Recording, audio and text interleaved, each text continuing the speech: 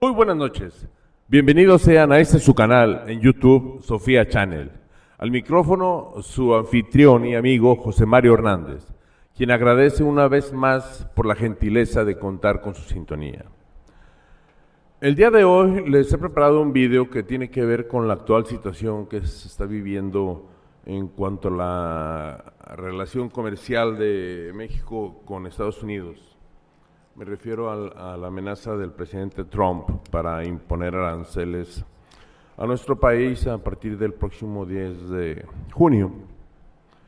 Entonces, con este motivo, les he preparado un video que lleva por nombre El Nuevo Orden Mundial, en el cual revisaremos cuáles son las causas por las cuales el presidente estadounidense Donald Trump amenazó la semana pasada con imponer aranceles a México como estrategia para reforzar su lucha en materia de inmigración. Eso dice él, porque realmente lo que está buscando es la reelección presidencial. Y lo más grave, bueno, es que actualmente, después de las sanciones y de la guerra comercial con China, México se ha convertido en el socio comercial más importante para el vecino país del norte. Así, bueno, yo creo que Trump mostró una vez más que está listo para emplear el comercio como una herramienta para lograr su reelección presidencial. Prueba de ello es que actualmente está librando varios conflictos al unísono. Por ejemplo, con Venezuela, con China, con Irán, con Rusia, con Europa. Caray, tiene hasta amenazado a Japón. ¿Será acaso que esta guerra comercial mundial es solo para reelegirse o hay algo más? No te separes de la pantalla, que en los próximos minutos despejaremos esta y otras dudas. Gracias. ¿El nuevo orden mundial o la primera guerra comercial mundial?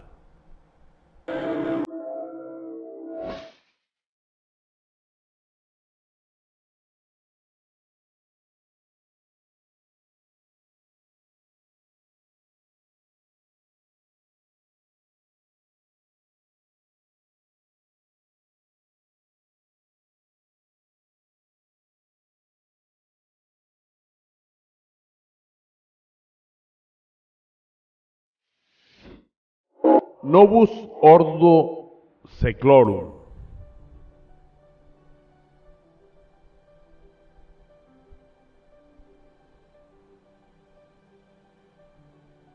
Que en español quiere decir el nuevo orden mundial. A pesar que esta frase se encuentra impresa en el reverso del escudo de los Estados Unidos, así como en el billete de dólar de los Estados Unidos, por supuesto que no vamos a hablar de una conspiración masónica, ni de los Illuminati, ni de ninguna de esas extravagancias. Esta frase fue utilizada por vez primera en la época moderna. Apareció en el documento de los 14 puntos del presidente de Estados Unidos, Woodrow Wilson, que hace una llamada después de la Primera Guerra Mundial para la creación de la Sociedad de las Naciones, antecesora de la Organización de las Naciones Unidas. La frase se usó con cierta reserva al final de la Segunda Guerra Mundial, cuando se describían los planes para la creación de las Naciones Unidas y los acuerdos de Bretton. El uso más amplio y reciente de esta expresión se origina sobre todo con el final de la Guerra Fría. Los presidentes Mikhail Gorbachev y George H.W. Bush usaron el término para tratar de definir la naturaleza de la posguerra fría y el espíritu de cooperación que se buscaba materializar entre las grandes potencias, o al menos eso era en teoría, ya que actual estamos siendo testigos de una guerra comercial en la cual hace justo una semana nos acaban de enrolar. ¿Cuál es esta realidad económica? ¿Por qué es esta guerra comercial? Trump ha considerado siempre que Estados Unidos sufre en su balanza comercial contra otros países. Su solución ha sido aplicar medidas proteccionistas. Por ejemplo, en mayo Trump cumple sus amenazas e impone aranceles al acero del 25% y al aluminio del 10% para proteger a Estados Unidos. La respuesta nos hace esperar. Canadá, México y la Unión Europea imponen aranceles del 15 al 25% sobre productos estadounidenses por el mismo coste que las pérdidas ocasionadas por los aranceles. Pero los hechos llegan a las palabras mayores con China. Inicialmente China impone aranceles sobre el vino y el cerdo. Trump responde con un arancel del 25% valorado en $50,000 millones sobre 1.102 productos chinos, en especial de tecnología. China no se queda atrás y responde con aranceles del 25% por valor de unos $58,000 millones sobre 856 productos de los Estados Unidos, entre ellos vehículos y productos agrícolas. Mientras que la Unión Europea prepara nuevos aranceles por valor de $18,000 millones que ya han recibido amenaza de Trump, que a su vez también ha amenazado a China, que ha prometido una respuesta contundente. Estados Unidos ha emprendido una guerra comercial contra todos, descubriendo que el proteccionismo solo funciona hasta que el resto hace lo mismo contra ti. Y bueno, nuestra realidad económica también es que el 80% de nuestras exportaciones tienen como destino a los Estados Unidos. En otra palabra, o como diría vulgarmente un economista, esto, si bien parece ser una fortaleza, es una debilidad, ya que es un gran riesgo tener todos los huevos en la misma canasta. Porque si se nos cae la canasta, nos quedamos sin huevos. De igual forma, el 46% de nuestras importaciones provienen de nuestro vecino del norte. Igual paradoja. Y sí, Estados Unidos tiene un déficit comercial con México por $81,000 millones. Pero ayuda a que muchos de sus bienes resulten en menores costos, pues parte de nuestras exportaciones se integran en sus cadenas de producción, especialmente la industria automotriz y electrónica. Hizo falta aquí incluir a la aeronáutica recientemente. El aumento de tarifas lastimaría al consumidor americano o estadounidense y la competitividad de muchas industrias de los Estados Unidos que utilizan nuestras exportaciones para integrar a sus productos. Más, ¿por qué hace esto Estados Unidos? Bueno, la guerra comercial consiste en la adopción por parte de uno o varios países de tarifas o barreras al comercio con uno o varios países terceros. Este término es un antónimo o es lo contrario, es totalmente opuesto al libre comercio. En esta tabla podemos ver cuál es la evolución del comercio mundial en un contexto de guerras de aranceles, considerando las exportaciones de julio a septiembre en millones de euros.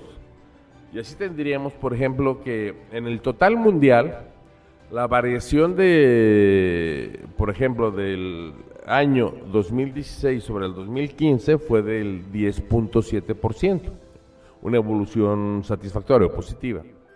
Sin embargo, de continuar esta guerra comercial para el 2018, la variación se estima de un 7.6%, lo cual es un decremento de cerca del 30% a nivel mundial. ¿Quiénes son los que ganan? El que gana de manera extraordinaria es Rusia, ya que gana cerca de un 300% al pasar de una evolución en el 2016 del 9.2 hasta el 30.4%. Y es así el líder indiscutible en crecimiento en la balanza comercial. Luego tenemos, en segundo lugar estaría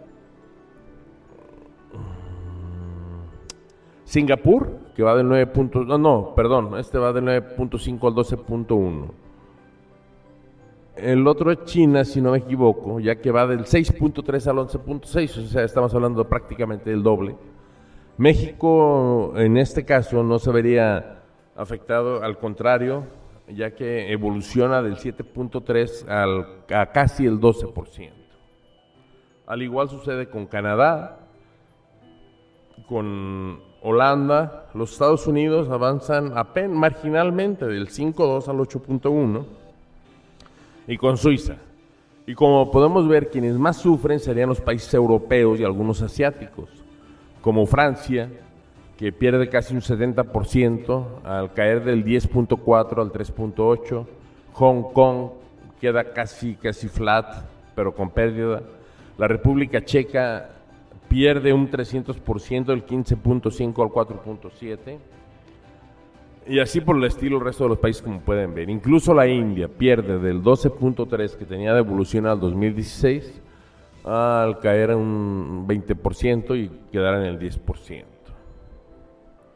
Entonces, esta situación parece beneficiar sobre todo en términos porcentuales a Rusia y a China, no tanto a Estados Unidos, que parece que hizo los cálculos mal. Bueno, perdón, Suiza también es uno de los ganadores, ya que de tener una involución en el 2016 de menos 5.4, logra llegar a una evolución del 3.7. Continuemos. Otras batallas comerciales desde que Trump asumió la presidencia.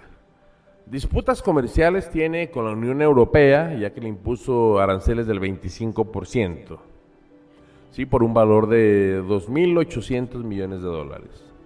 La India planea aumentar los aranceles a las nueces, ya que es el mayor comprador de almendras de Estados Unidos. Estados Unidos está presionando para un mejor acuerdo comercial con Japón, esto es, empeorar las condiciones para Japón en beneficio de los estadounidenses.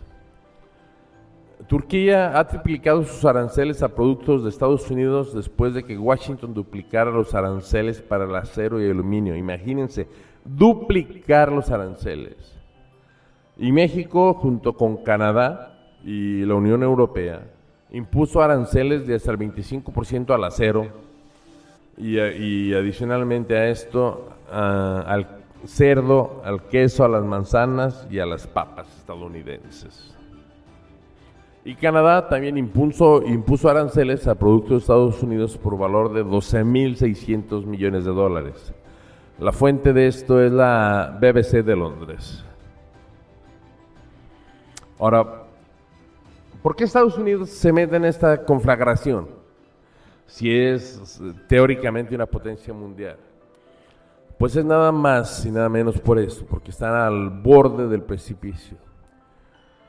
El país con la mayor deuda externa, expresada en dólares, son los Estados Unidos, con 18.600, bueno, era en el 2016, en el 2017 que se efectuó esto, de 18.624.000 o 18.624 billones de dólares.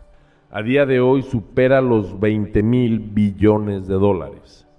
Estamos hablando que a día de hoy su deuda externa equivale al 120% de su Producto Bruto Anual, sin considerar las deudas de los estados, las deudas contraídas para con los jubilados, para indemnizaciones, ni para con todo tipo de empleados del gobierno, tanto federal como municipal en los estados.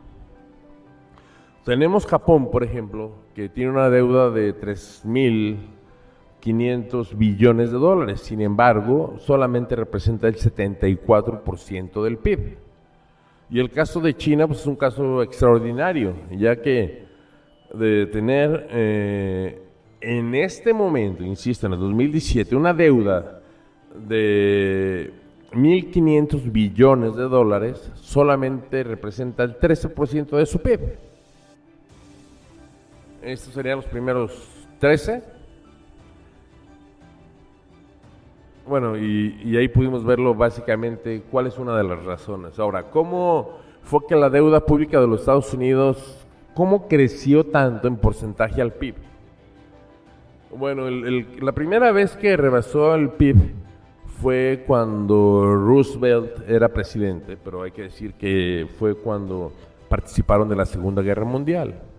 Y bien, su deuda externa sobrepasó el Producto Interno Bruto por la sencilla razón de que pidieron préstamos para poder fabricar armas para prácticamente para todas las naciones aliadas, cuestión que después les cobraría con creces y con intereses, que es por lo que inmediatamente después de esa subida se ve un descenso que se detiene en los 80s con Carter.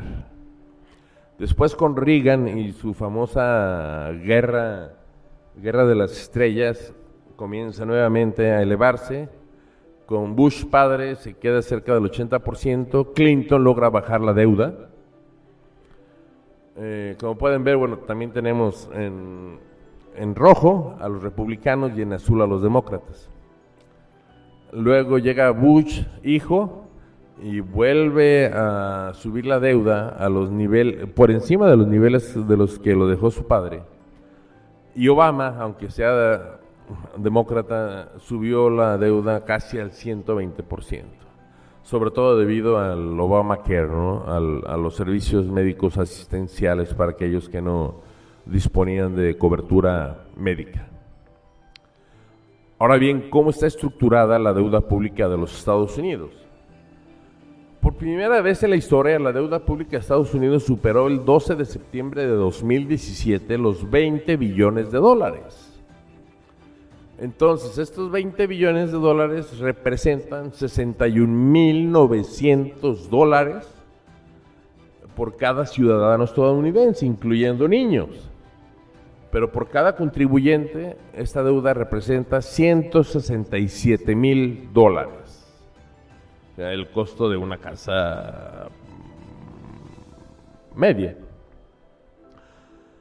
De estos, 5.54 billones son deuda pública y 14.6 son deuda con personas físicas y jurídicas privadas. O sea, estamos hablando que son deudas con las industrias armamentistas, con aquellos proveedores de materias primas y con bancos y con terceros. Porque, como veremos a continuación, aquellos países que tienen más obligaciones de deuda, o sea, que compraron deuda pública de Estados Unidos en millones de dólares, Estados Unidos a quien más le debe es a China, ya que le debe 1.346.000. Después sigue Japón, al que le debe también más de $1 billón. Irlanda con 300 billones de dólares, Brasil 270, y ahí podemos ver toda la lista, es prácticamente, son cerca de 15 países. Hasta Tailandia le debe 66 billones de dólares.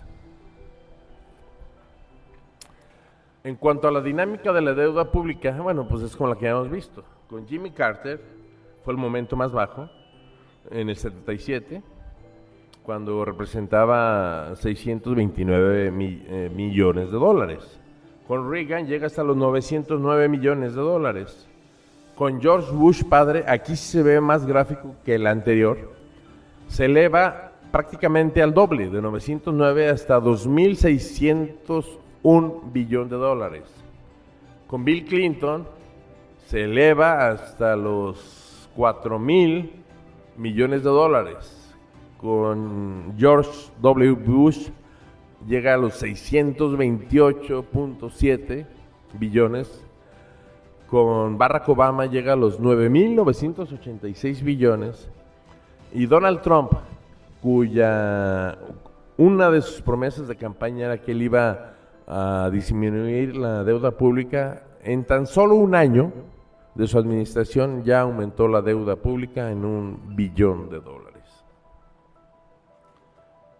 Aquí tenemos la segunda parte de la lista de los países por deuda externa. Tenemos, por ejemplo, a Brasil, que debe 538,000 millones de dólares, pero solamente representa el 30% del PIB. Rusia, también con una deuda externa de 500,000 millones de dólares, pero representa apenas el 40% de su PIB, o sea que siguen siendo finanzas sanas. La India, con 471,000 millones de dólares, su deuda es apenas del 20% del PIB. Y México, cuyas lecturas tenemos tan erróneas aquí debido al manejo de los medios comunicacionales. Nuestra deuda, que es de 431.341 mil millones de dólares, solo representa el 27% de nuestro PIB, o sea, el equivalente a 3 meses de Producto Interno Bruto de un año. Ahora bien, ¿cómo se compone nuestra deuda externa? La deuda pública representa el 18% del PIB total mexicano, lo que en términos monetarios equivale a unos 200,000 millones de dólares. El principal acreedor es Estados Unidos, que da al país el 37% del total del crédito. Pero lo malo es que el 75% de la deuda externa está financiada en dólares americanos y esta deuda está contratada por Pemex, la Comisión Federal de Electricidad y otros organismos y empresas paraestatales, lo que representa el 50% de toda la deuda del sector público. Imagínense, o sea, lejos de que perdimos el honroso sitio como potencia petrolera mundial y que ahora tenemos que importar gasolina y todos los derivados, encima de eso el 50% o cerca de un 30% de la deuda se debe a Pemex. Bueno, no a Pemex, a lo que se embolsaron a nombre de la petrolera. ¿Y a quiénes son a quienes debemos tal cantidad? Bueno, el 37% a los gringos, el 22% a Alemania, el 15% a organismos financieros internacionales, estamos hablando segurito del Fondo Monetario Internacional, le sigue Gran Bretaña con el 8%, Francia con el 5%, Japón y Suiza con el 4% ambos, Canadá el 1% y otros países el 4%. Y acá está lo que vimos, el 50% de la deuda es por gastos federales, por excesos federales, y el 50% es por malversación de inversiones en las paraestatales. Muy buenos días. Tal como les anticipé dentro de la presentación del video que publiqué el día de antier, no nos equivocamos, no hay ninguna sanción en cuanto a los aranceles para México.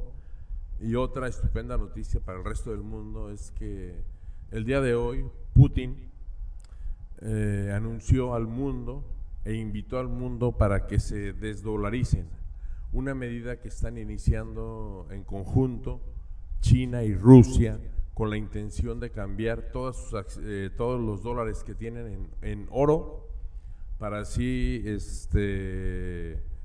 dejar la preeminencia del dólar, que desde que se fijó por el acuerdo Bretón como petrobono, no tiene ningún sustento que lo soporte en oro. O sea, se imprimen dólares sin ninguna reserva en oro real. Así es que estas son buenas noticias para la economía, ya que seguramente todos los países con reservas y con deudas no mayores al PIB nos veremos beneficiados. Hasta luego.